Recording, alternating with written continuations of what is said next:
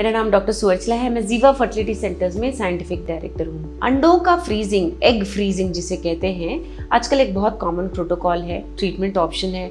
ये कई कारणों की वजह से किया जाता है, जैसे कि सोशल फ्रीजिंग, यानी कि आप काम करना चाहते हैं, पढ़ना चाहते हैं, तो फर्टिलिटी ट्रीटमेंट में एग फ्रीजिंग या oocyte विट्रिफिकेशन एक ट्रीटमेंट ऑप्शन है।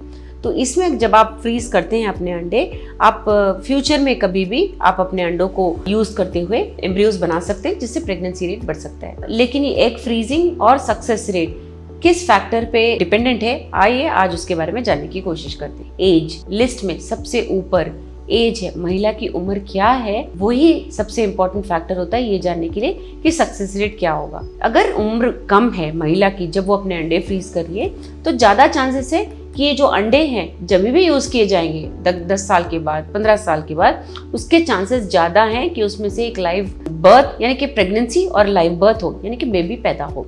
तो यंग रहना जरूरी है जब आप ये कोशिश कर रहे हो।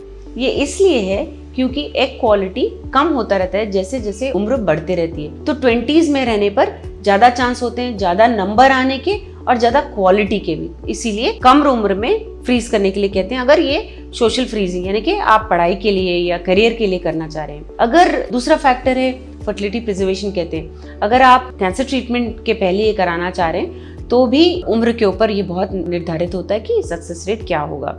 तीसरा कारण ये है कि कभी कभी IVF के प्रोसीजर दौरान अगर स्पर्म्स ना हो, बहुत रेयर चांसेस होते हैं इसके, अगर स्पर्म्स ना हो तो तभी भी ये एग्स को फ्रीज किया जाता है। तो इसका मतलब ये है, महिला अपने रिप्रोडक्टिव साइकिल में कहीं भी हो, रिप्रोडक्टिव ईयर्स में कहीं भी हो, या वो अर्ली 20s में हो या लेट 40s में हो, कितने एग्स वो फ्रीज कर रही हैं, वो कितने एग्स फ्रीज करना चाहती हैं, उस पे डिपेंड होता है कि उनकी चांसेस ऑफ प्रेगनेंसी क्या है। क्योंकि ज्यादा अंडे फ्रीज करेंगे तो ज्यादा चांसेस होंगे। तो अगर आज हम कितने अंडे होने चाहिए, ये करेक्ट अगर मैथ लगाएं हम, तो कितने अंडे होने चाहिए किस उम्र के लिए, आज उसके बारे में अगर हम जान लें तो आपके लिए ये डिसीजन लेना इजी होगा। और ये डिसीजन फर्टिलिटी एंड स्टेरिलिटी नामक एक मेडिकल जर्नल में पब्लिश किया था 2017 में।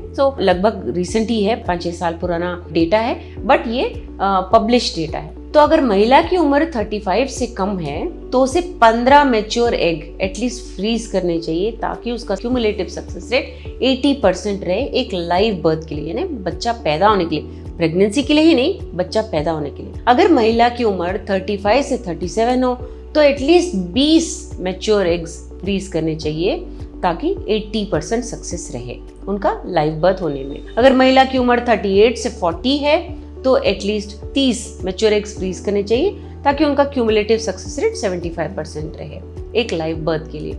महिला की उम्र 40 से 42 अगर रहे तो बहुत एक्स्ट्रा एग्स फ्रीज करने पड़ेंगे, एटलीस्ट 30 मैच्योर एग्स फ्रीज करने चाहिए, लेकिन उनका क्यूमुलेटिव सक्सेस रेट 50% होगा एक लाइव बर्थ के लिए। तो आप देख सकते हैं कि जैसे उम्र बढ़ती है उनके नंबर ऑफ एग्स भी जो फ्रीज करने चाहिए वो बढ़ते रहते हैं, और जितने ज्यादा आप एग्स फ्रीज करोगे उतना चांस आपका ज्यादा होगा कि आपके एक लाइव बर्थ हो सके उतने नंबर ऑफ एग्स से।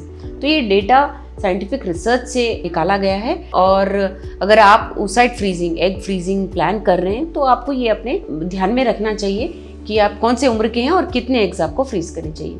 इसके बारे में अगर आपको और जानकारी चाहिए, अवश्य जीवा फर्टिलिटी सेंटर्स आइए। धन्यवाद। हमने इस वीडियो को बनाने में बहुत मेहनत की है, जरूर हमें सब्सक्राइब और लाइक कीजिए। Thank you.